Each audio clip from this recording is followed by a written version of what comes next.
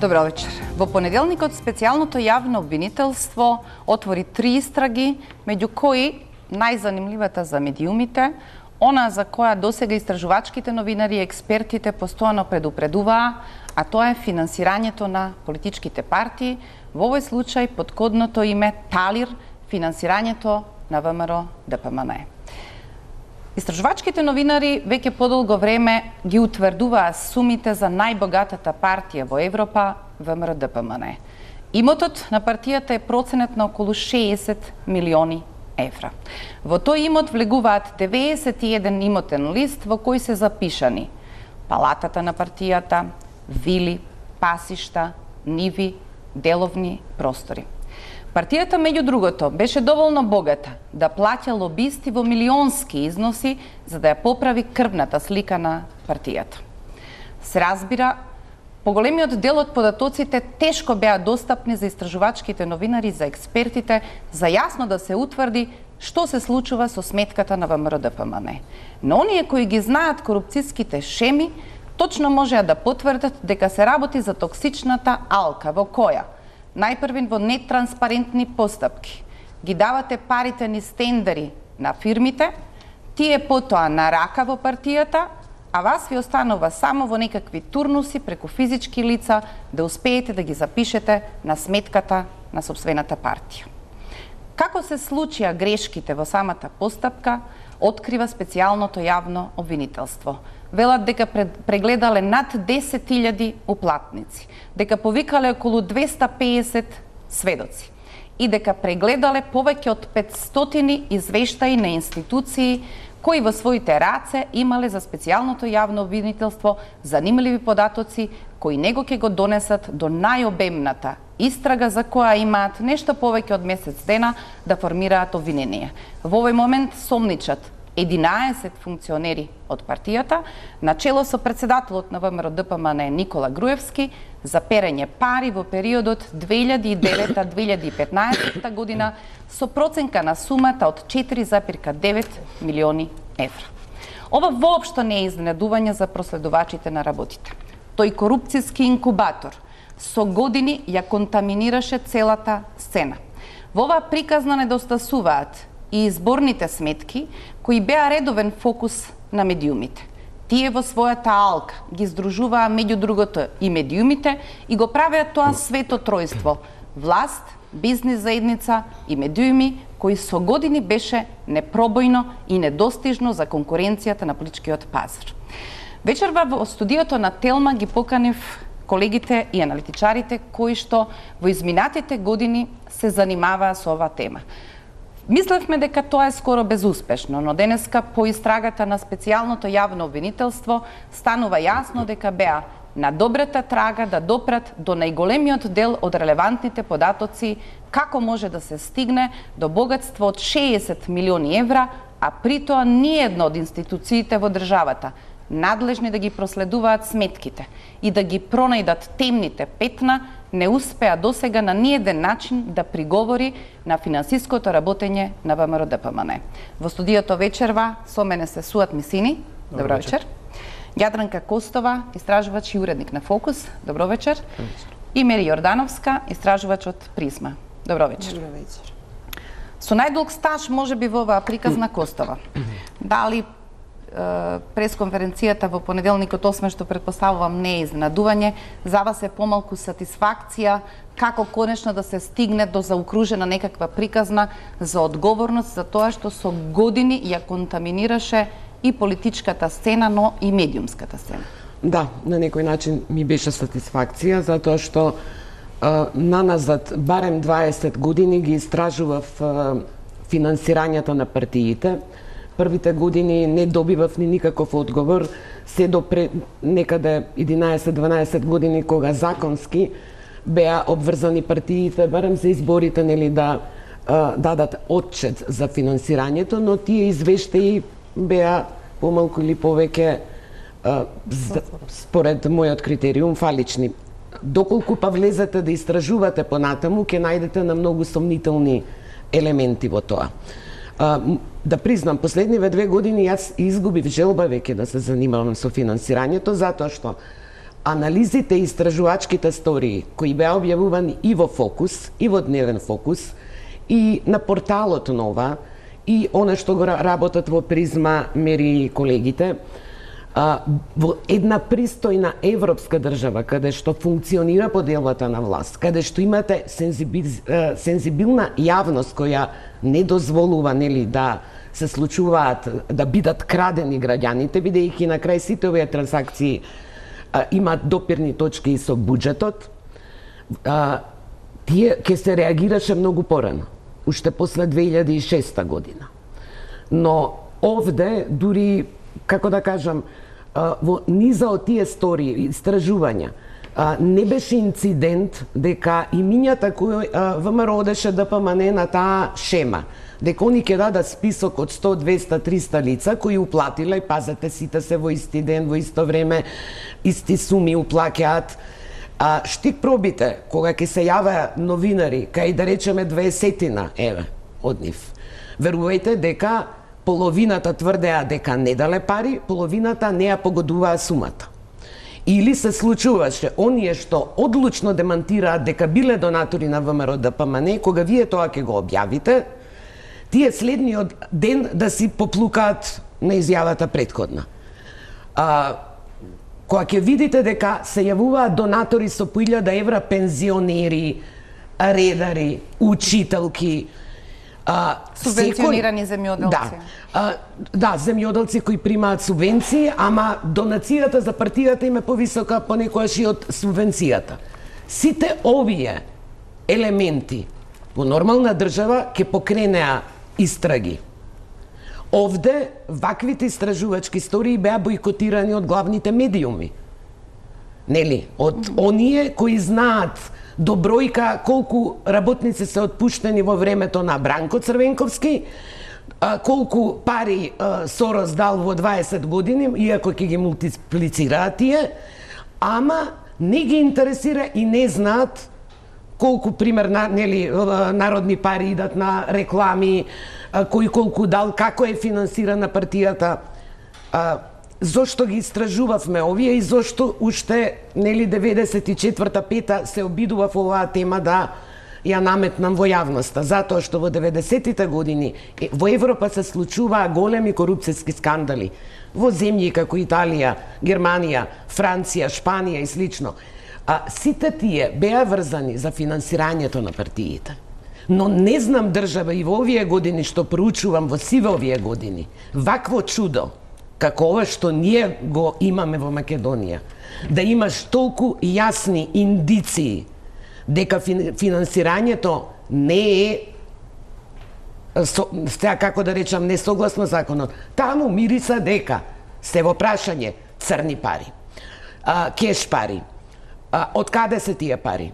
Ги зимаат од провизии, од тендери. Тоа е класичниот круг во сите корупцијски скандали во светот. Разликата помеѓу демократски држави и она што Македонија е денес е разликата во реакцијата на институциите и јавноста. Така што од, да речам, последните и 2014 и 2016 јас навистина изгубив интерес да се занимавам со темата, како што, например, изгубив интерес да се интересирам и за антикорупцијската комисија. Ја навистина не знам едно име на член на мене, тоа ми е, не знам колку да имаш една комисија која ќе ја крстиш антикорупцијска. Така што навистина е сатисфакција за секој аналитичар, истражувач, новинар кој алармирал на сите овие трендови. Да сме имале ние истраги, да сме имале обвинителство како што треба, да сме имале судство како што треба, не ке дозволеле работава да опфаќа волкав долг период, и тоа само за финансирање на партијата. Да не говориме за изборните кампањи. Но за тоа е потоа. Ке се навратиме на тие. Сакам уште малку детали кои што сега поради ваква фреквенција на настани во оваа недела, помнам сум да речам дека отворањето на истрагата тали иако има интересни детали кои упатуваат и на други заклучоци, падна некако во сенка. Тие наводи дека уплатите се со ист ракопис и дека се спроведувани за некаде од 20 до 30 секунди, упатуваат на заклучокот дека меѓу другото во оваа голема алка како црните пари да се претворат во донации или членарина на партијата, секако морале да учествуваат и банкарски службеници. Ако се тоа навистина постоечки физички лица, невозможно е. Секој граѓанин знае дека не можете на шалтер да стигнете за 20 секунди да се легитимирате, да дадете пари и тоа на крајот да заврши во налог, кој што, според бројката која покажува специјалното јавно обвинителство, имал прилика да има увид и проценува дека тие операции се завршувале од 20 до 30 секунди. Значи ли тоа, Јордановска, дека ВМРО-ДПМН, без да знаат многу од луѓето, ги украл и нивните лични податоци, матични броеви, и всушност во соработка со некакви структури во банките, успел да ги заврши овие операции, затоа што, да речеме, само на 15 јули 2015 година, кога Груевски се согласува на специјално јавно обвинителство во Пржино, уплатени се безмалку 300.000 евра во еден ден. Да, сега сите знаеме во банките кога се врши уплатата потребен матичен број. Простите, вас се прашувам од причина што првото интервју на човек кој јавно проговори дека е ставен во контекст на некакви уплати, а тоа воопшто не се е случило, е вашето интервју со Самуил Малчевски. Тогаш во тоа време беа малкумина што сака јавно да зборуваат за овој модел на злоупотреба. Да не речам дека можеби единствен беше, кој што имаше реално учителки во градинка, имаше некои редари во државните институции кои што успеавме да ги добиеме и да ги прашаме, сте донирале пари за ВМРО, и според реакцијата се гледаше какви пари, од каде пари. Да, дадов, ама колку пари е, не можам да се сетам. Не може човек што зема плата од 100-200 евра да не може да се сети ако донирал 1000 евра. Тоа се многу пари. Некој треба да одвои 5 просечни плати, да ги даде и после неколку месеци да не може да се сети дека ги дал. Тоа е невозможно. Така што, според тоа, се надзираше меѓу редови кои тие луѓе реално нема донирано, меѓутоа страфиме да признаат. Самуил Малчевски беше еден од ретките што, да не речам, во тој период го фативме можеби на препад, кога кажавме сте донирали 1000 евра и тука реакцијата беше какви 1000 евра, јас да имав 1000 евра свадба ќе правев. Не беше 1000, мери многу повеќе беше. Самуил, сестра му и мајка му. Да, во тој период доаѓаше едно 10.000 евра од тројцата. Целата фамилија. За после тоа да се одвежи и комплетно да излезе во јавност и да каже, луѓе, јас немам донирано во име на партијата, јас немам толку пари. По тоа се роди сомнежот дека некој манипулира со личните податоци и со соматичните пројави на одредени лица кои што биле некогаш се уште се инволвирани во партијата за да си ја пополни уплатницата. На шалтер во банка не се бара лично присутен ако се има подпис, ако си ја пополнете една уплатница, ако се има кешот се дава и тоа е тоа. Меѓутоа, загрижува моментот дека ако има донации на едно правно лице кои што надминуваат 15.000 евра, банката може и има право да го пријави како сомнителна трансакција. Тоа според за тоа немаме ни испитано дали некоја банка го сторила тоа. Индициите наши кажуваат дека има две банки кои што пријавиле такви видови на трансакции, без разлика ако се и од повеќе физички лица, не е важно. Битно ако во еден ден едно правно лице се следат 15.000 евра, банката може да алармира управа за финансиско разузнавање. Сега да подсетиме дека Владимир Атанасовски, сегашниот директор на УБК, пак претходно беше директор на оваа управа. Оваа управа е должна да постави по тоа барање, должна да го извести јавното обвинителство дека одредена банка пријавува сомнителна трансакција, како што може да видиме такво нешто се нема случајно, пошто повторно се сведуваме на она Јадранка што го кажа дека на глуви институции што и да се открие, што и да се напише некој, ете со име и со презиме го имавме кој што вика луѓе мое име стои дека сум донирал пари ја и цело семејство, не сме донирале, институциите остануваат глуви. Што значи дека ова е проблем кој што трае со години и години, спробуваа сите да го зацкријат како непостоечки, например, ги тргнаа политичките партии од Законот за слободен пристап до информациите, не можеме да дојдеме. Беа, поднесовме барање да ни се достави кулкав и имотот на ВМРО-ДПМН, за 2 дена политичката партија ја снема од иматели на информации на јавен за слободен пристап до информации од јавен карактер. Потоа се гледа колку се правило се да се скрие ова купување на имот, овие начини на нелегално финансирање, овие начини на црни куферчиња и пари во кеш кои што ги зборуваме, наместо да се постави по тие барања. Па јас пред 10 години, ако се сеќаваш за имотот на партиите на ВМРО, ДПМН и СДС, државниот ревизор не одби. Сметаше дека тоа е некаква доверлива информација по која имате јасен закон за политички партии, дека тоа треба да биде најтранспарентна работа. И се жалевме, не одбија Комисија за слободен пристап на управен суд, 2 години и нешто помина за да ја добијам таа информација. Во овој момент знаеме дека имаат 91 имотен лист или 33.000 метри квадратни имот. Околу ова висина има уште други дребули кои, доколку се согласувам, постоја институции, ќе имаше повеќе адреси на кои треба да се постават прашањата. Најпрвин, во имотот постојат имотни листови кои на ниеден начин не можат да бидат собственост на политичка партија. Тоа некакви институции го заверувале. Имате вили кои се изнајмуваат за хотелско сместување, пасишта, ниви, луксузни станови. Законот е јасен што може да поседува политичка партија. Тоа е деловен простор каде што се обавуваат активности поврзани за партијата. Дали овие елементи укажуваат дека контролорите кои што треба да контролираат, така опишани во нашите закони, Државниот завод за ревизија, антикорупцијската комисија, обвинителството, сите останати буквално биле и слепи и глуви на изведувањето на оваа операција која на крајот стигнува до проценка од 60 милиони евра? Констатирано е веќе со необорлива аргументација дека надзорните институции не функционираат, дека тие постојат номинално. Од тој аспект нема никаква надеж дека од таму може да дојде било каков сигнал дека тие би се справувале со ваквите практики на прекршување на законите.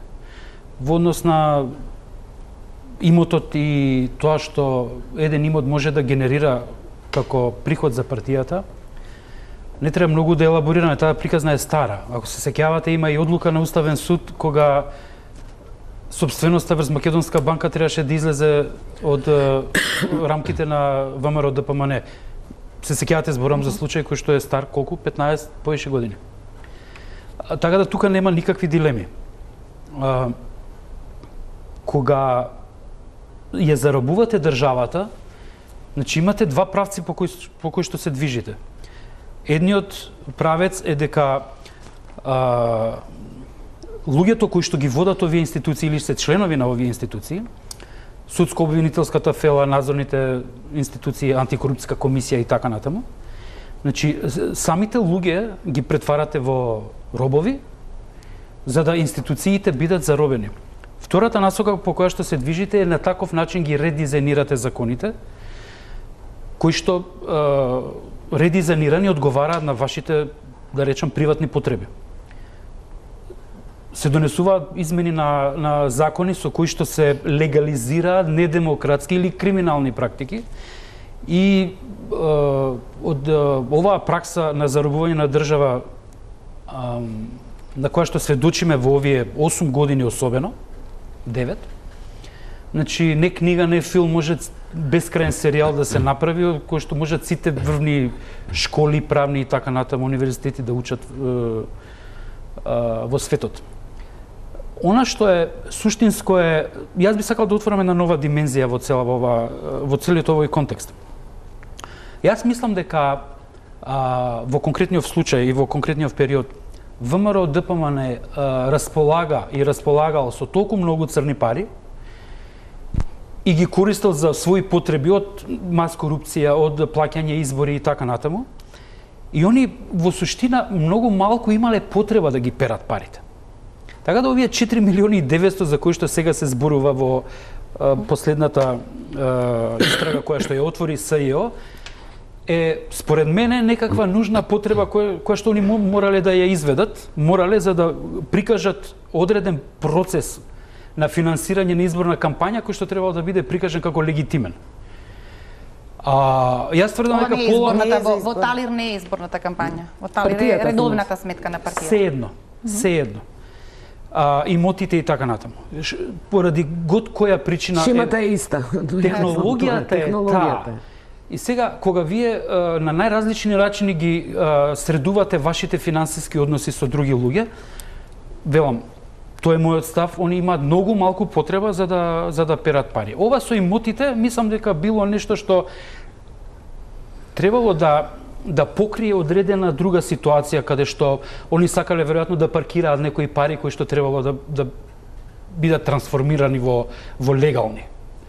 Од кои причини тоа веројатно некој друг треба да каже, меѓутоа длабоко сум убеден дека тоа е случајот. Особено конкретно кога зборувам за финансирање на изборна кампања. Ние тоа го представивме со флагрантни аргументи од 2014 година, се сеќавате, дека финансиските извештаи беа до дени, не во денар, во дени прикажани 0-0 ситуација со трошоците. Сега, повеќе стотици илјади евра беа уплаќани по завршетокот на изборната кампања, што е нелегално.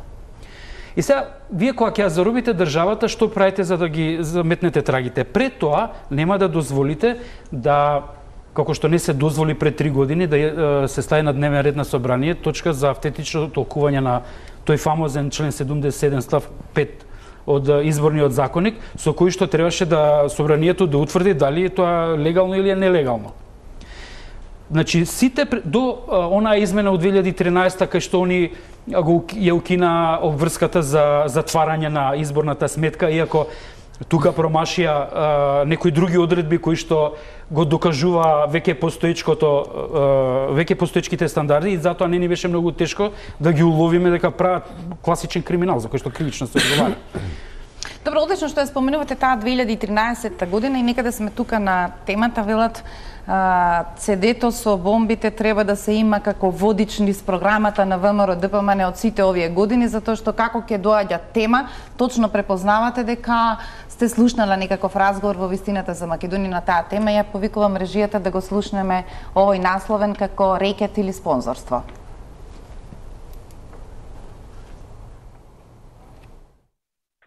И ќе треба да внимавате за рекето и за това се што ми укажувате, пресликано се е Струмица. Јас му укажах на Миле за време на кампањата, малку го излажа Ставровски за да не му писка. Оти това било пред да стигне Миле нели у Струмица, рекето што се правило фирмите у Струмица, меѓутоа рекето не беше на почетокот на кампањата, туку негде до средина на кампањата течеше. И това не е нормален рекет, нема фирма што не е изрекетирана у Струмица. И многу лошо се одрази това на кој е изрекетирано? На самата кампања. Славе Гошев. Од кого? Славе Гошев. Фирма нема што не е изрекетирана у Струмица. Чека, ма рекет е собственик на... Дали они барале спонзорство, рекет е уцена. Значи, ако не ми даеш, ке те затворам. А спонзорство е спонзорство. Му викаш, ако можеш, помогни. Со закани и со таксување на најневозможни нешта за зимане на пари. Со се и се што. Немаше човек... Немам таква информација од никога, јас само. Па не ви се кажале. Ама Миле го подбера после Славе Гошев и излезе така бел крпа од состаноко. Од отворно кажа го и од другите комитети се слушнали исто околните. Нели регионални имаме средби. И отворно кажа оти рекето тргнан. И плюс и това, дори од ума си беше дозволило, како го викат, та јас се што виках, од не гласам за него, се потврди на тие изборот, не треба ни да постојо. И това беше тргнано на царинарнико да дипле пари од фирма на фирма и им викале прво 50.000 и не кажувале шо, и луѓето почнаа да се жалят и терали евра прво, па после ако не даде на третиот пат му викале бај за 50.000 динара ли си. И да ми викат луѓето, абе шо не кажуват од 50.000 терат јок нек станат и јајм ги 50.000. Еве, тоа е дилемите. По гласот може да се препозна дека Груевски нема некаква гадливост околу информациите, просто само би сакал точно да биде информиран дали е рекет или е спонзорство. Не би имал проблем ни со едното ни ни со другото. И точно Тоа излегува- дефиниција дава, тоа е исто многу важно, да се Тоа е дефинира што е дилема- што, па да се одлучиме Тоа е дали дилема рекет или за експлозија. уметничкиот дојам, што он го има за конкретните... Како и од многу бомби, мермер е, ама не е мермер, што е еркер и останати детали, да.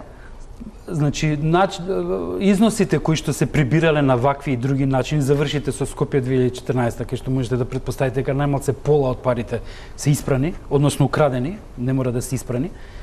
А сетете се дека вон секој закон и процедура објекти се вредности на објекти се надградувани 4-5 пати, а знаете дека законите дозволуваат до 5% да се ревидираат иницијалните договори.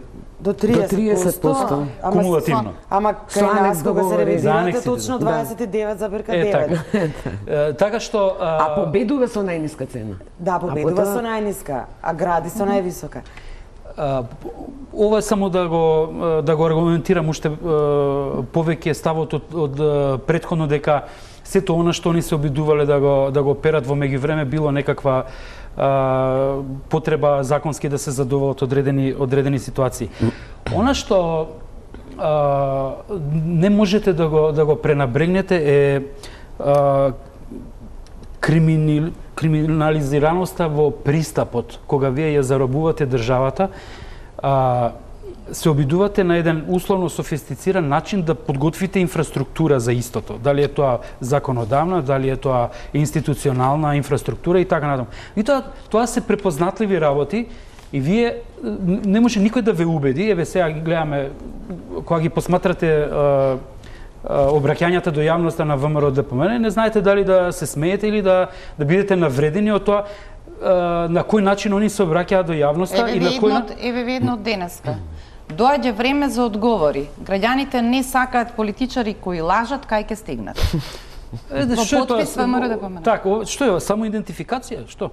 Значи ние одамна се научивме да препознаваме тие кога се обраќаат на јавноста, бидејќи не можат ова нормалниот дел од јавноста, да се изразам така вулгарно, да го прелажат или да му ја навредат интелигенцијата на тој дел од јавноста, сваќавме дека окей, тие се обраќаат до своето гласачко тело или до своја некоја популација која што сака тоа да го чуе без многу критички да го обсервира.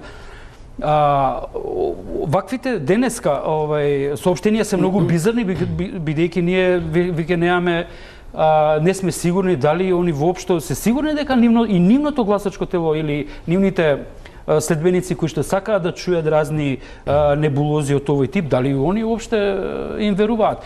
Она што е битно во таа 2013, уште само ова да го кажам, е дека ние најстудиозно ги лоциравме и известивме прекршувањата на процедурите направени од Државниот завод за ревизија.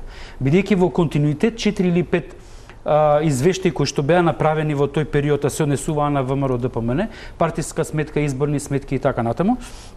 Значи таму ја практично расчленивме во детали целата таа приказна. Намерно го спомнам Државниот завод за ревизија како една институција која што најмногу пружаше отпор, која што најмногу се обидуваше да и покрај притисоците даде некакви образложенија за своите извештаи со кои што се прикриваше криминалот, меѓутоа практично со тие извештаи, заради следново е важно тоа, ги легализираше криминалните постапки во финансирањето, кои што потоа се мултиплицира и крешендото го видовме со извештаите после изборите во 2014 година, кај што инфлагранти тие онака наакано ги направија извештаите на начин кој што е едноставно криминален. Овде ќе направиме пауза за реклами.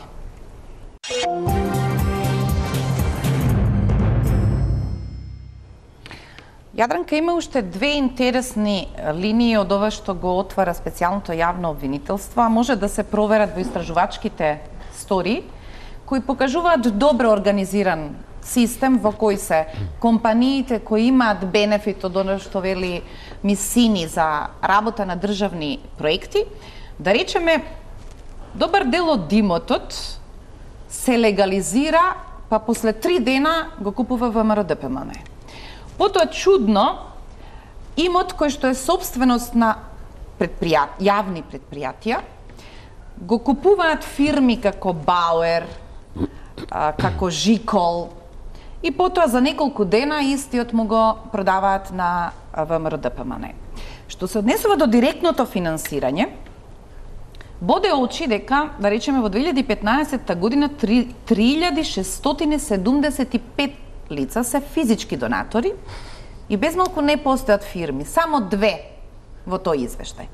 Дали оваа бројка на скромни само 2 компании кои сакале да ја поддржат ВМРО ДПМН финансиски, всушност ја потврдува мрежата дека останатите ги даваат парите на црно, а тие потоа се покриваат низ ваквите неверојатни бројки од 3600 сега во 2015 година, а да речеме во 2011 биле околу 520. Тоа прогресирало од година во година од љубителите на политиката на ВМРО ДПМН кои сакале да дојдат. Јас би разграничила малку околу оваа бизнис заедница, компаније кои на каков и да е начин се вклучени во тие финансиски трансакции со ВМРО ДПМН, а потоа и ова членството кое се јавува како донатор, по мој сомнеш во најдобар дел мнозинството фиктивни донатори.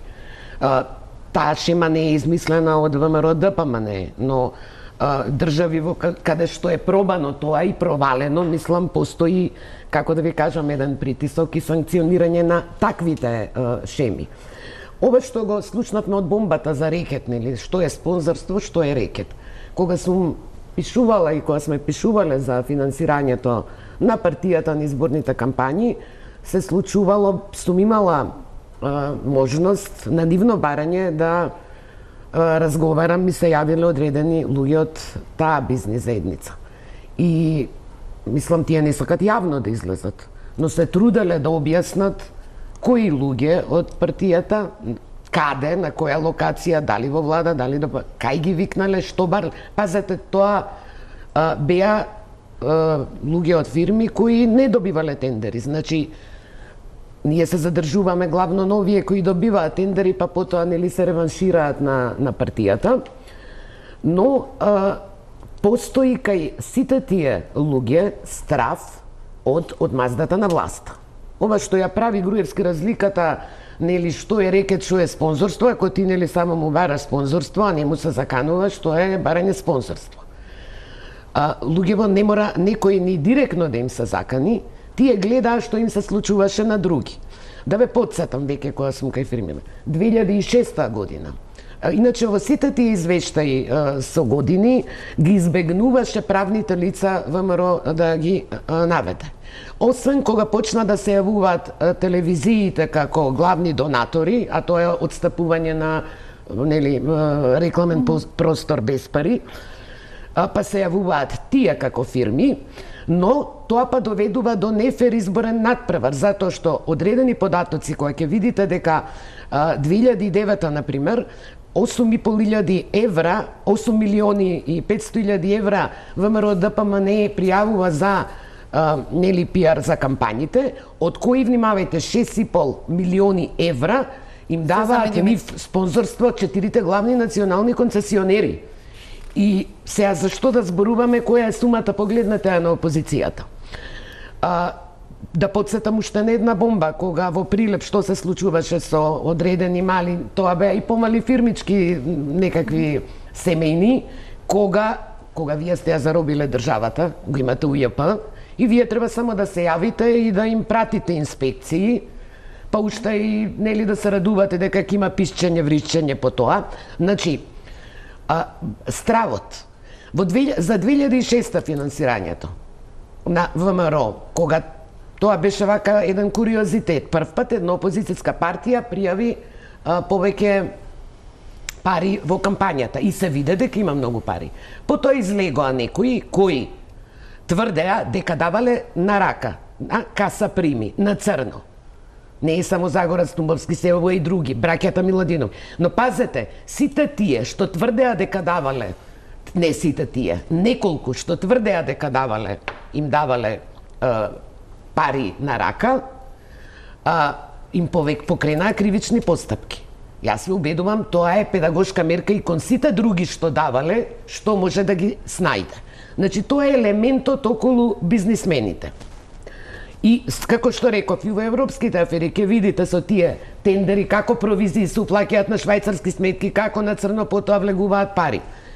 Вториот сегмент што сакав околу гласачите, сега да не узурпирам времето, ако не, ајде малку да имаме поголема дебата, ама би сакала малку за гласачкото тело, особено оние чии имиња се покажуваат како фиктивни донатори.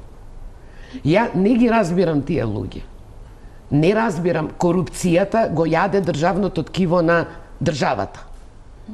Тоа, што е патриотски вие, да знаете дека не сте дале, а потоа да велите дека следниот ден да речете да или пред специјалното јавно обвинителство да се демантирате себе си. И доаѓаме, значи, тоа е убиствено за не само за правната држава, како што реков, за државното ткиво. Да подсетам на една анкета минатата година за моралните вредности. 40% од анкетираните граѓани сметаат дека треба да се одолжат на партијата што ги вработила. Значи, ние во 2017 луѓе го имаме тоа во еднопартиски систем. 27% сметаат дека е нормално функционерите да крадат. Значи, ние сме дојдени, зборувавме претходно за правна држава. Кои морални вредности во Македонија се сеа владеачки? Ова е поразително. Тоа не носи прогрес на државата. Во некои од истражувањата, сега не се сеќам дали на Призма или на Нова ТВ, буквално кога вели Јадранка да и се одолжат на партијата, имаше такви кои биле вработени на 15 март, а веќе на 2 април и донирале 20-30 илјади денари на партијата. Предпоставам дека тоа е методот на првата благодарност, да речеме, за конечно стигнување до работно место. Да, на Нова ТВ беше истражувањето. Јас само овој што го кажа Јадранка многу добро објаснува од каде и стравот и благодарноста. Тоа е веќе многу испреплета. Ова што сакам да потпрашам, Мери, во вашите истражувања и во некои дури емитувани и аудио записи од комуникациите, станува јасно специјалното обвинителство сомничи 11 луѓе. 14 се. Заедно со случајот Бетон и случајот со... Истражувачките истории покажа дека за целиот ланец на корупција, во која точно се знае кој кому уплаќа како, кога се јавувате на телефон, повеќе од јасно во така наречениот кол центар на ВМРО ДПМН, повеќе од јасно е дека сите луѓе кои што работат таму се длабоко упатени во шемата и во процедурите, бидејќи меѓу другото во една од сториите се представувате како представници на општински комитети, па конверзацијата покажуваше дека повеќе од овие луѓе кои сега ги сомничи специјалното јавно обвинителство знаат за операциите на ваквото прибирање на парите. Па затоа е и дефинирано како злосторничко здружување, затоа што кога парите на било кој, кога ќе стигнат во кеш во партијата, тие мора некако да има луѓе кои што ќе бидат распоределени, дали по месни организации, не според имињата на осомничените, веднаш се знае во кои месни организации кои биле надлежни за да го спроведат тој цел процес. Мислам, ги знаете сигурно имињата на осомничените, од таму понатаму произлегува веќе луѓе кои што треба да си ја дозавршат само работата, односно да кажат на тие уплатници ќе бидат запишани тие и тие лица, дел нема да знаат, дел ќе го пополнат само нивниот дел од уплатницата, другиот е нели пополнет со друг ракопис, донацијата не ни знаат самите, тоа произлегува како не ја знаат сумата што ја донираат, затоа што они пополнуваат само едниот дел од уплатницата, каде што се личните податоци. Другиот дел каде легнуваат парите, тие луѓе не ни знаат. Дел од нив не знаат, дел од нив се согласуваат, така како што реков, од страф, од благодарност, од што и да е.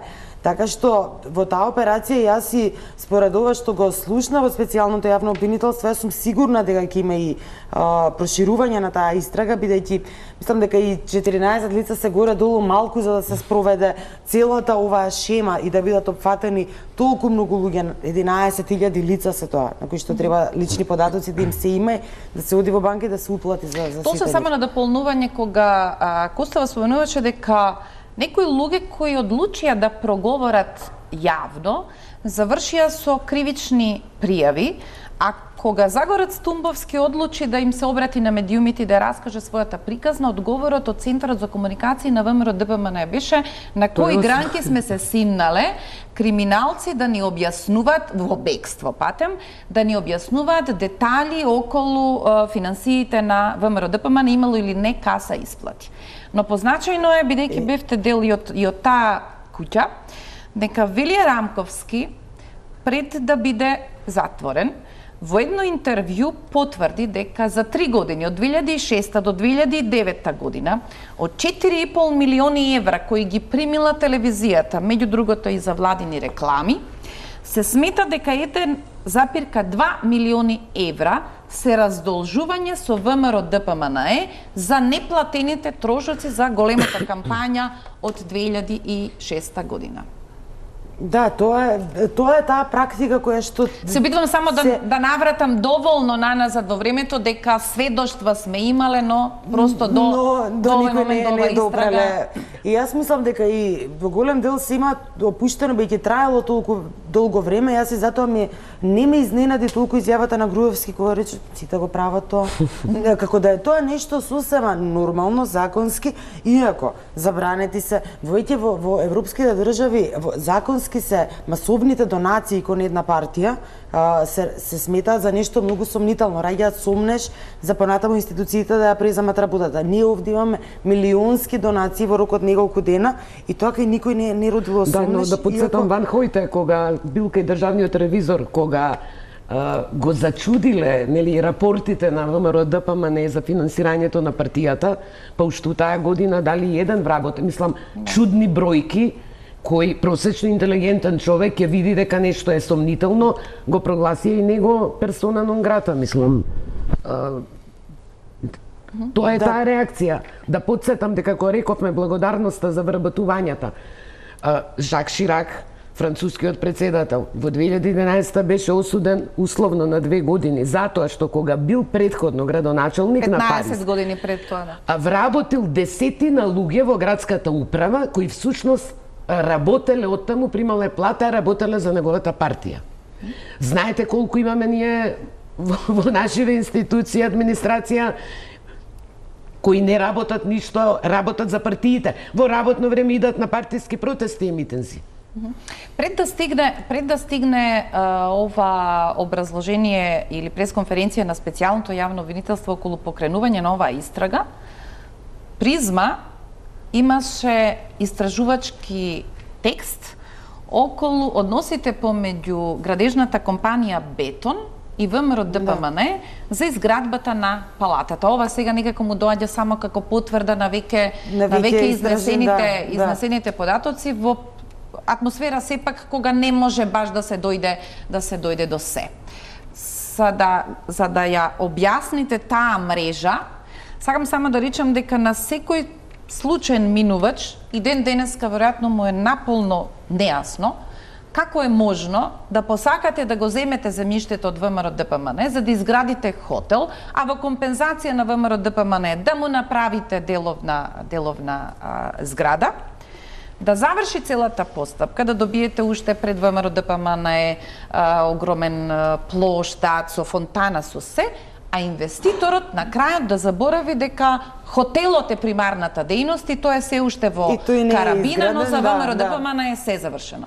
Да, тој случај не знам колку успеа читателите, ние долго време колегата Владо Апостолов го работеше, а и сега се го потврди тоа.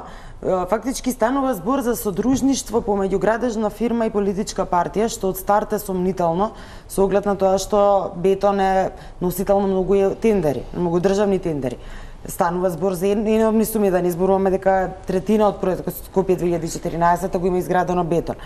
Тоа е едно содружништво каде што не треба да купат Бетон, тоест ВМРО ДПМН ја купува парцелата од Министерството за транспорт, значи претходно во 2009 година. Значи повторно зборуваме за купување на земјиште од држава, што е случаи во многу голем број дел од имотите што ги има. Или станува збор за легализирани, приватизирани недвижности, или пак станува збор за земјишта кои што претходно биле во рацете на државни предпријатија. Така што ова е купено за 130.000 евра земјиштето, после 3 години во 2012 година, како сотрудници се јавуваат, тогаш земјиштето е проценато на, тоест ВМРО влегува со влог од 1,2 милиони евра, на толку е проценето, додека бетон влегува со 9 милиони евра. Сега и тука не постои баланс во ова, кога е веќе 9 пати повисока сумата со која што влегува бетон, за да изгради 43% од земјиштето. Да изгради зградата, да ја опреми, значи буквално се е клучна рака да се добие за таа сума пари. Ја се гради, меѓутоа не земаат 43% од парцелата, туку земаат 37%, 6% остануваат кај бетон. И фактички за да им се одолжи бетон на ВМРО ДПМН за тие 6% кои што се патам некои 600 метри квадратни, уни на сметката на партијата даваат 2,1 милиони евра. Тоа се некои нешто над 3.200 евра по квадрат. Фактички му доаѓа. Така што фактички се сведува на тоа дека ова земјиште во пари ВМРО има вложено 130.000 евра. За тие 130.000 евра, или еве да ги рачунам 1.200.000, бидејќи на толку е проценето, добиваат зграда, комплетно опремена и плюс 2 милиони евра на сметката. Самото тоа, кое што патем трае од 2009 година, раѓа сомнеш прво дека една градежна компанија дали смее да се јавува како содружник заедно со политичка партија. Таа градежна компанија се јавува како носител на тендери и во тој период и периодот подоцна кога веќе Скопје 2014 зема замав. И од тие причини СЈО ги увие 7,8 милиони евра, односно разликата ја зема како незаконска донација. Веќе тие легнуваат, дел од тие пари легнуваат право на сметката на ВМРО ДПМН. И овде сакам мислини, специјалното јавно обвинителство сега се обидува да пронајде начин во градењето теорија на случајот, дека всушност овие 2 милиони евра кои легнале на сметката на ВМРО ДПМН, според законот не можат да стигнат пари на сметката на партијата од било каков економски оператор кој што во тој момент, вели стриктно законот, во дадениот момент извршува некакви услуги или има однос со државата. Во случајот со ВМРО ДПМН не таму некаде, нека гради бетон. Гради на 100 метри од зградата и тоа можеби најскапата катна гаража за која што се смета меѓу другото дека долгите ходници во бетон кои стигнуваат директно до влезовите подземни на ВМРО ДПМН се всушност платени преку анексите во гаражите, а сега се на располагање на палатата на ВМРО ДПМН. Како е можно? Тоа не е тешко да се етаблира како технологија. И ова што го наведува СЈО како аргумент, тоа е базично, постои законска одредба за тоа. И вистина е, нема законски основ тие пари да се префрлат од оператор, кој што користи буџетски пари. Меѓутоа, и да не е оператор, ова претходно мери што го објаснуваше, апсолутно наведува на класичен криминал и корупција и според сите стандарди, правни, секакви, светски и така натаму, сето тоа е предмет на конфискација. Без никаков сомнеш. Не конфискација, судот одбива да го замрзне тој имот. Именно, ама тоа е... За да стигнеме до конфискација, ама велам, тоа е... Сега се враќате на она Јадранка што го кажа со полно право на почетокот дека, не знам, веќе 2 години не се занимава со овие. Нормално, значи, сите ние се почувствувавме во еден момент како антибиотик, нели, кога ќе инсистирате на антибиотик и така натаму, бактериите стануваат резистентни. Нели, они така станаа резистентни на сите наши истраги, објави, текстови, истражувачки приказни и така натаму, затоа што имено немаше никаков одговор од соодветните институции. Сега ја кажам, дали е поентата да се откажеме сите од тоа или е поентата со потполна свест дека нема релевантен одговор од институциите, дека сепак сакаме да оставиме некоја трага, со која што некој некогаш ќе се занимава, како што сега се занимава СЈО. Таа трага и тој некој кој што утре ќе се занимава евентуално со тоа, ќе дојде во еден или друг момент во точка каде што ќе рече, окей, сега е конфискација. Окей, многу работи не можеа да се направат ниту до сега, затоа што се заробени институциите. Еве за ДЗР зборувавме преска. ДЗР сега не може да си дозволи луксус, како што можеше да си дозволи до, не знам, 2008-2009, еве ми податоци од ДЗР.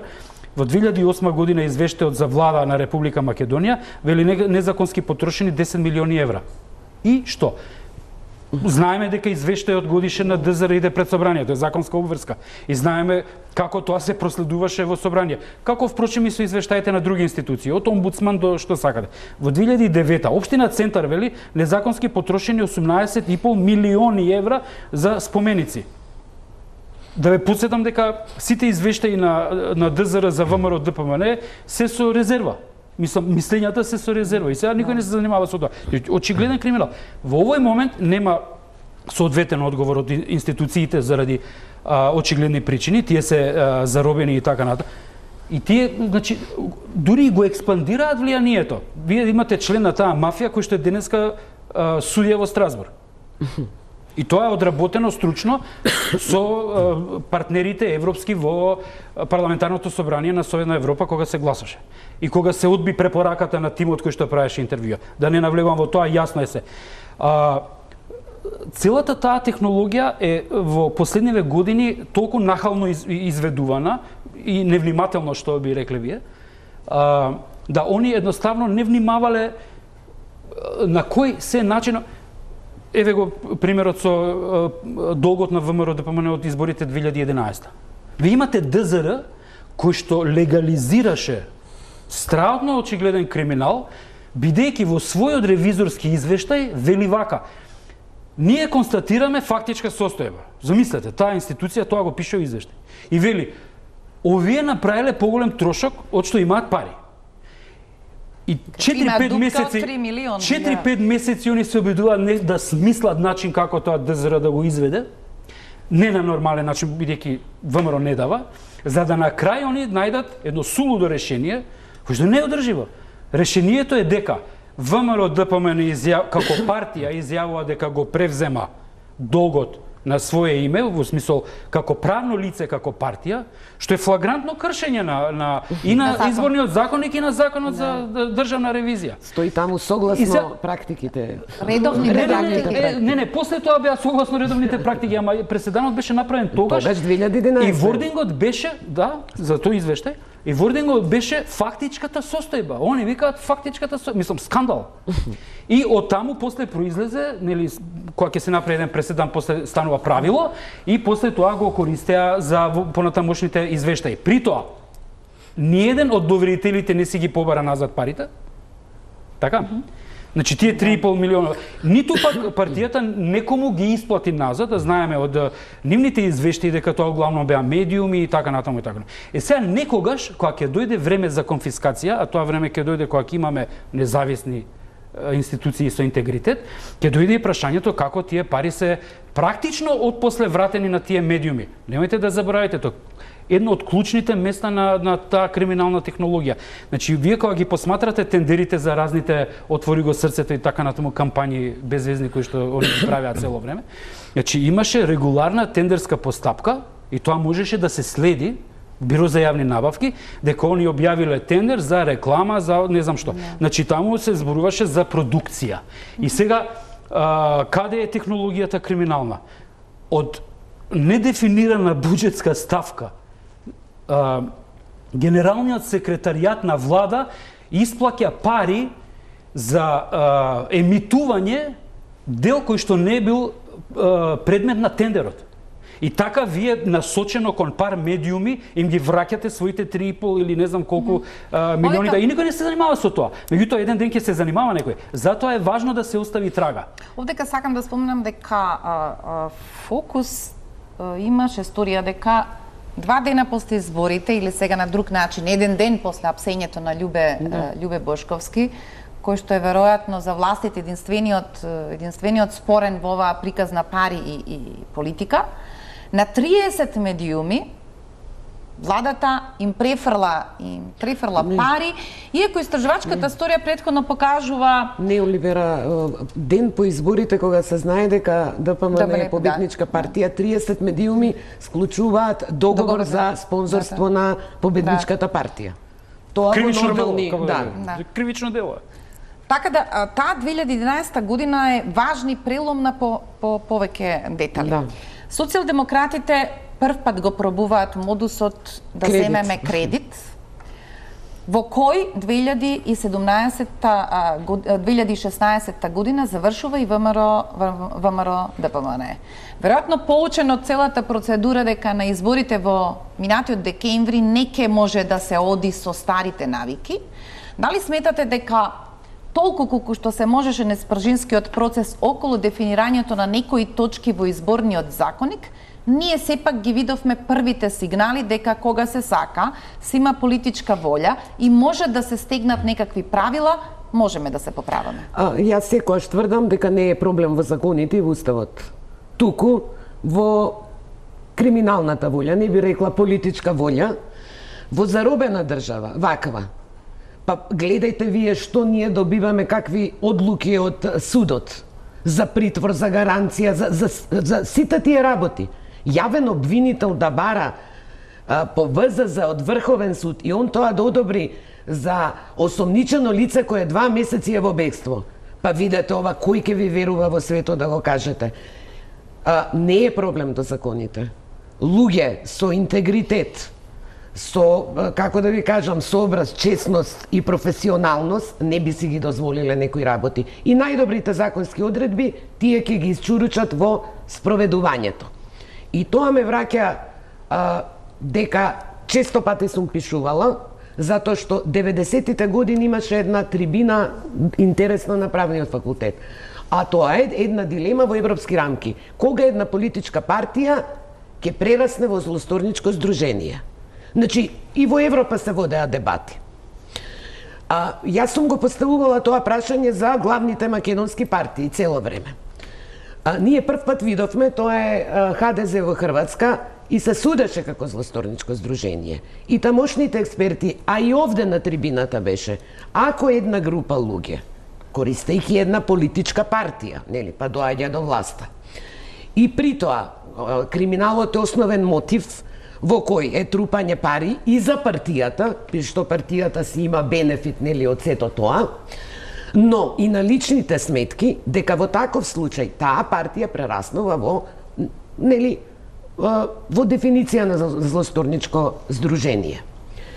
И тоа судење ние го гледавме во ХДЗ. И сега, видете колку процеси СЈО отвара, сетете се во бомбите, да не зборам што ние како новинари, истражувачи и претходно сме анализирали, сме доаѓале до многу сомнителни тендери.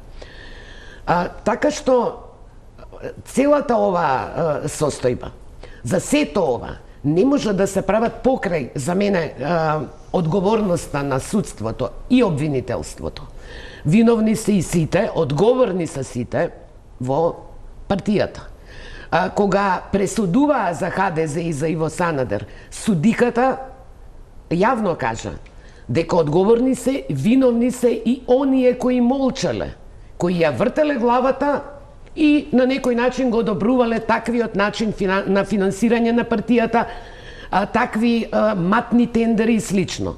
Во случајот со ХДЗ, мислам дека има многу помал број на судски процеси каде што имаме нели, неперење пари, корупција, префрлање пари на лични партиски сметки. Инаку, зошто е вака полесно да се бараат пари за партијата? По моите анализи, нив им е многу полесно на функционерите, кога со бизнисменот договараат, некако, знаете, не иде да речам, дај на лична сметка, префрли ми. И тие веројатно се чувствуваат онака пофино, кој ќе речат за партијата е. И во случајот со ХДЗ се виде. Кога сте султан во партијата, ама има и за партијата доста, има и по лични сметки, нели, кои треба да се истражат. Да подсетам, ВМРО ДПМН од 98 до 2002 таков имот, фабрики, банки и знакупи, да тоа исто не беше нормално. Потоа на иницијатива кога на Демократскиот сојуз Уставниот суд пресече, тие земаа сите тие фирми, акции во банка, земјоделски задруги, фабрики, ниви ги префрла со договор на дар на одредени лица. Сега повторно имаме кога 2006 доаѓа, тоа е исто таква една обсесивност за трупање на партиски имот, кој навистина е за европски рамки зачудувачко за една ваква партија во држава од 2 милиона да го постигне тоа. Од каде се тие пари, како се тие пари и она што ми остана до денес енигма, барем да ми одговори некој, али бидејќи не бойкотиран. Што ки е на една политичка партија пасишта, ве молам. Јас тоа цело време се прашувам. Од каде е потребата? Ама не, што е потребата пасиште да има? Имаше некакво образложение од Груевски, претпоставувам дека ќе биде сослушан во специјалното обвинителство ако има одговори на тоа прашање. Ми се чини дека го префрли дека тоа се дворови на објекти кои они ги купувале, меѓутоа се уште во катасторот се водат како ниви, пасиште и останато, значи не е повина на ВМРО ДПМН. Има уште еден момент кој е битен, тие многу пари. Значи некој... се гледа колку пари има. Избори добива тој што има многу пари. Тоа го рече пред 2 години Еди Рама како победил, имав повеќе пари. Така победи Груевски 2006, а во судскиот процес, пошто го спомнав за ХДЗ, главниот за финансии Баришич, што е, сведочеше на судот, кај што рече дека кога Санадер ја примопредава лидерската позиција на Јадранка Костори, вели, избори се добиваат со 2/3 црни пари под маса и 1/3 на маса. И тоа правило важи секаде. Проблем е тие црни пари за кои доволно истражувачки истории имало во изминатиот период, нели да иницираат постапки, што не се иницираат, но еве сега се надевам дека специјалното обвинителство ќе ја истрка оваа работа. Овде ќе направиме уште една пауза за реклами, па се враќаме во финалето на емисијата.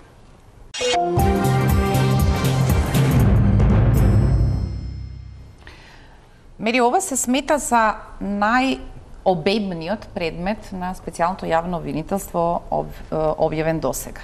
Според некакви информации, овој предмет е најголемата траума во Белата палата на ВМРО ДПМН, затоа што е веројатно тешко, дури супер адвокатот, да стигне да покрива повеќе од 250 сведоци, кои веројатно не се наоѓаат во телефонскиот именик на првоосомничениот, кој има обичај и во доцните ноќни часови да комуницира со оние кои се во алката на приказните. Сме слушнале се нешто, дека сите пратеници се подменица, па некој таман ќе каже, па потоа ќе се повлече да докаже за што всушност се работи. Поголемиот дел од именуваните функционери се должни дел од својата плата да ја предаваат на политичката партија, претпоставам како награда дека ги позиционирала таму каде што ги позиционирала. И конечно, околу овој предмет сега имаме една чудна коинциденција. Двајцата пратеници од Охрид, кои беа најбучните околу повикувањето сведоци на специјалното јавно обвинителство поврзани со финансирањето на политичката партија, се всушност клучните во крвавиот четврток сега. Во возможија крвавиот четврток. Да. Буквално. Да. Тоа се тие апсурди со кои што се соочуваме, нели, со двојни аршини, кога на некого му гори под нозете, па тогаш се буни, знае како треба да се истера правдата и тука знае се дели мислење, меѓутоа кога е на лице место, тогаш се случува нешто сосема обратно. Ја би сакала да кажам зошто и толку, еве, мене лично како на новинар, зошто јас ја видов големината во овој предмет на СЈО, надвор од тоа дека беше истражувано со години, меѓутоа црните пари не можеш да ги откриеш, особено кога и тој што прима и тој што дава, тоа го прават доброволно, најверојатно, мислам, едниот и другиот прават кривично дело со тоа и сигурно нема да го белодинат и да посведочат на новинари дека го направиле тоа. Меѓутоа ја открива една многу голема мрежа помеѓу бизнисмени, политичка партија и држава. Нешто што мислам дека ни го јаде општеството од корен. Таа поврзаност која што не можеш да ја оттргнеш. приврзани се, премногу се зависат финансиски едни од други. И овој случај открива фактички како ВМРО ДПМН целиот имот што ги има купено, тоа е стварно енормно, тоа е веќе на алчност, е веќе ти да посакуваш и нива во Крушево и пасиште во Ресен и некоја барака, не знам каде, тоа веќе ги поминува сите, баш како што го испотреби терминот еден обсесивност, веќе да се има се што можеш. И по некаква случајност сето тоа да се земјиште или деловни простори или станови или куќи кои што претходно биле во собственост на државата, претходно биле баш во тој период легализирани, баш во тој период приватизирани, баш такви коинциденции не постојат. Значи тоа е нешто што ја покажува спрегата помеѓу државата и партијата, односно дека нема никаква разлика помеѓу државата и партијата.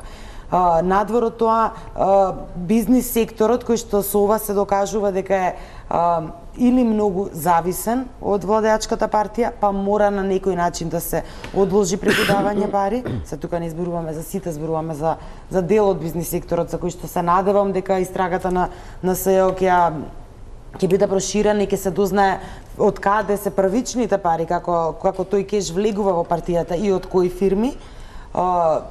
Покажа колку се уплашени дел бизнисмени, па мора да се даде во име на партијата за да може да функционира, или да сака да помогне, или сака да земе тендери. Че се покажува и алчноста и стравот, буквално сето она што владее во македонското општество во последниве подолго од 10 години се пресликува во овој предмет. И затоа и за нас како новинари, за сите граѓани треба да е посебно важно да се дојде до крајот, и затоа моето разочарување во судството е преголемо, бидејќи одби да се замрзне имотот и со тоа му даде зелено светло, буквално еве, имате сега време, продајте, видете што може да направите со овој имот, што е недозволиво, стана соучесник, што ги заштити државните интереси во овакви случаи, да застане во име на државата, бидејќи станува збор тука и за јавни тендери, и за државни тендери, станува збор и за државно земјиште кое било купувано. Судот буквално застана на страната на осомничени лица за берање пари.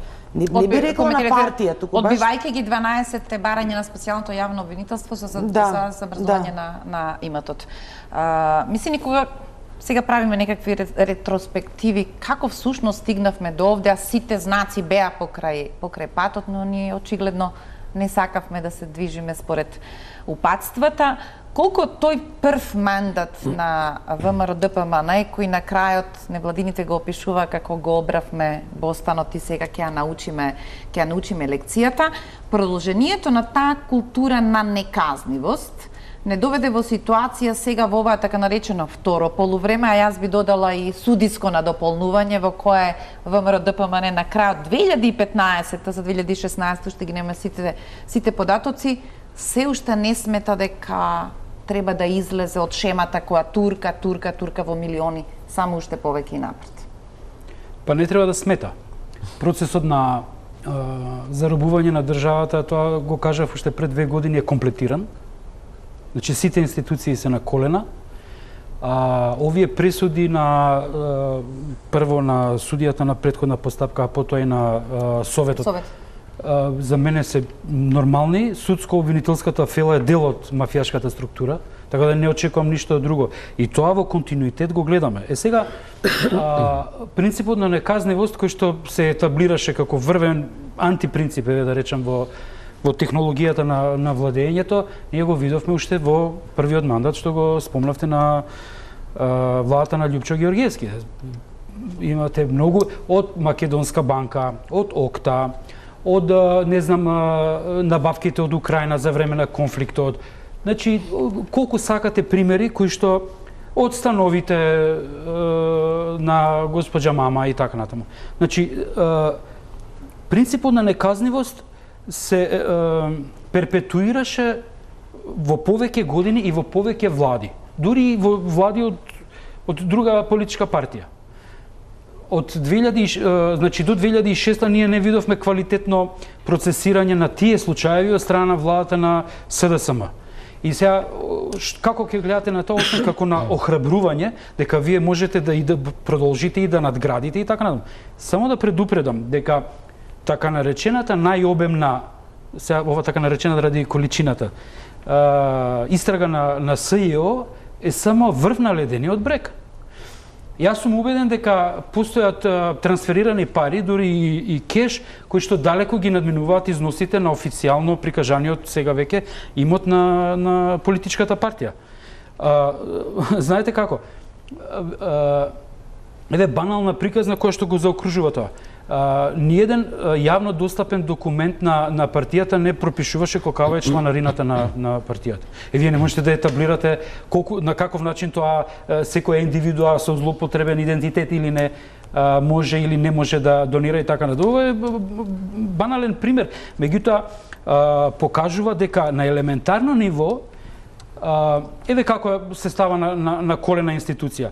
ДЗР вели ние немавме пристап до ова, па вели се меша во легислатива, во своите извештаи препорачува законодавецот да го измени износот од 15 денари што се дава по освоен глас од страна на државата, затоа што партиите не може да соберат доволно пари за да ги платат своите сметки. Истовремено имавте процедура каде што од 60 на 180 денари е покачен лимитот на прибирање пари за кампања по човек, и констатација, повторно паралелно и бизарно, констатација на истиот Државен завод за ревизија, кој што вели ниедна од партиите не го надминала законскиот лимит на трошење на средства. Тоа е виц. Тоа е едноставно, гледате дека луѓето очајно се обидуваат да прикријат очигледен криминал. И сега вие немате исход. Немате исход. Институциите се заробени во меѓувреме, трендот почна пред 20 години. Одговорот исто така на општеството е млак или никаков. Ние сега зборуваме за шарена револуција и така натаму. Значи имало истраги и пред тоа, имало укажување и пред тоа, имало написи медиумски и пред тоа. Така? Меѓутоа општеството не беше подготвено соодветно да се соочи со таквите појави. Има во други држави примери за тоа како едно, не знам, масовно бойкотирање, даноци, радиодифузни такси и да не набројувам, знаете подобро од мене. Кои луѓе тоа ќе го направат? За тие луѓе зборуваме. Затоа се согласувам, тоа сме го кажале одамна кога сме ги мозгале и судските реформи порано, начин на избор на суди, значи најсовршениот систем за реформи, за избор на судија, ве го земам како пример, во универзумот да го имплементирате. Ако имате човечки материјал кој што е тој, кој што има базичен проблем со интегритет, базичен проблем со професионалност и така натаму, ниеден систем, ниедна реформа не може да ви успее. И што е исходот од таквата приказна, кога некоја институција, СЈО или медиум или граѓанско општество, што год, дојде во некаков стадиум да ги соочи со вистината и да ги изложи на одговорност, тие ќе ви направат граѓанска војна. Нели? И можат да го направат тоа, и ги имаат сите ресурси да го направат тоа. И подготвени се да го направат тоа, и видовме дека немаат никакво валоризирање на човечкиот живот. И спремни се да од форензички извештај за било кој случај да го фабрикуваат до истраги, неистраги и така натаму и така натаму. Ние можеме да ламентираме колку сакаме и да ја дефинираме состојбата, ја дефинираме анамнезата, ја правиме веќе со години наназад, и тоа е веќе ем досадно, ем мачно. Целата поента е дали можеме ние да дојдеме во стадиум да кажеме дека ова општество мора да најде ваков и наков начин да се соочи со неизборот практично, континуитет на заробената држава и на плячката и граѓанска војна. Ние мораме да го изнедриме тоа. И за крај, Јадранка, очекувањата од, би рекла, демократската јавност се прилично големи во однос на капацитетите и изборот на содржината, како ќе тргне новата влада во новата приказна за обнова на заробената држава. Имате ли чувство дека, еве повторувам, дека сега отвори СЈО истрага, има до крајот на јуни време да го поднесе обвинението. Ако не успее, тогаш ова ќе биде затворена приказна која не може да се врати ниту во некакво друго. Ама еве и да го поднесе. Не мислам, но друго ми беше прашањето. ако обвинувањето е 4,9 милиони, сега добивате една состојба во која токму тоа што го зборува Мисини. Е можно да има големи разочарувања затоа што луѓето сметаат, имаат некаков плафон за сумите кои што ќе треба да потврдат. Да разграничиме дека ова е дел од сумата, дека е на регуларната сметка, не е на изборната, а ние реално сите истражувања кои што сме ги правеле се однесувале на... Ве прашувам само генерално, изнесени се 5 милиарди, дали тие сега ќе станат на некој начин лимит околу кој ќе се врти приказната, има ли успех или не овој институционален пат за излегување од заробената држава, гледан низ бројките? Ке има, доколку се направат промени веднаш во обвинителството. И јас мислам наназад со години, предходните власти сум го критикувала и судството. Значи, да не си правиме илузии дека било сјајно, секоја власт горе или долу некако ги држала под контрола, но ова чудо што го гледаме, најтранспарентна, селективна правда која е неправда. Да не ве подсетувам кој лежеше се во притвор за што. За Кежаровски протестиравме после не знам колку месеци притвор за домашен притвор да оди. И тие не обвинија дека ние сме правеле притисок врз судот. Се сеќавате Шиповиќ кој се пријави да дојде од надвор, го спроведуваа со полиција. И гледайте како постапуваат со сите осомничени од специјалното јавно обвинителство. Тие влегуваат од посебен влез. Тоа е, јас го нарекувам апартхеид. Сите ние имаме еден влез, членовите на ДПМН влегуваат од друг влез. За нив важат едни правила, нема притвор, нема мир, ма и пасош не сме да им земат, ве молам.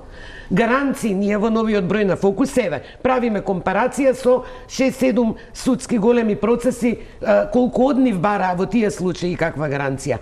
Па дај нека го изменат законот и нека напишат за симпатизери и блиски до ВМРО ДПМН ќе важи овие правила во кривична постапка и овој кривичен закон. Тоа го прави обвинителството во повеќе случаи. Не ги води под, не знам, кривично дело за кое треба. Тоа се случуваше и со случајот од еден списоците со уцена. Ке си измислите друго дело, ке отвориш врговски обвинителот и уште ке повика 30 луѓе, па ке рече па пола не се одзва, знаеш, ја ке затворам. Да. Случајот со 750.000 евра во шишето на унгарска граница од возачот на МПМ. Тоа као управа за јавни приходи, нели нешто водече, и сега вие треба да верувате дека нели се е тоа така. Што е разликата за Собраниево делава учество во толпа, ќе бидам кратка, и за споредба Верушевски, Заев и таа група беа обвинети за Заев конкретно и Палифров од Струмица за насилство. Разликата е што овие лица што сега ги осудија условно, учество во толпа се кривични дела против јавен ред. Насилство се кривични дела против државата. И сега, зошто беше обвинет Заев за насилство? Затоа што барал предвремени избори и техничка влада, така? Еве го Груевски бара предвремени избори, нели исто и техничка влада, и тоа е насилство. А она што го гледавме во крвавиот четврток не е насилство. Малку јавниот ред, нели, пореметен. Ова е таков срам во историјата на македонското правосудство, да мислам дека на факултетите треба како феномен да се изучува за да не се повтори. Затоа прв пат сметам не само да има генерален реизбор, мора да има кривична одговорност за луѓе од судството и обвинителството за кои ќе се докаже, а има многу сериозни индици дека учествувале, да. Јас ви благодарам што вечерва бевте мои гости и ќе има веројатно уште доволно детали за да видиме дали истрагата на специјалното обвинителство ќе стигне дотаму да потврди низ докази тоа за што истражувачките новинари и експертите со години предупредуваат дека е де факто состојба на терен. Поштовани гледачи, ви благодарам што не проследивте вечерва. Останете со програмата на Телма.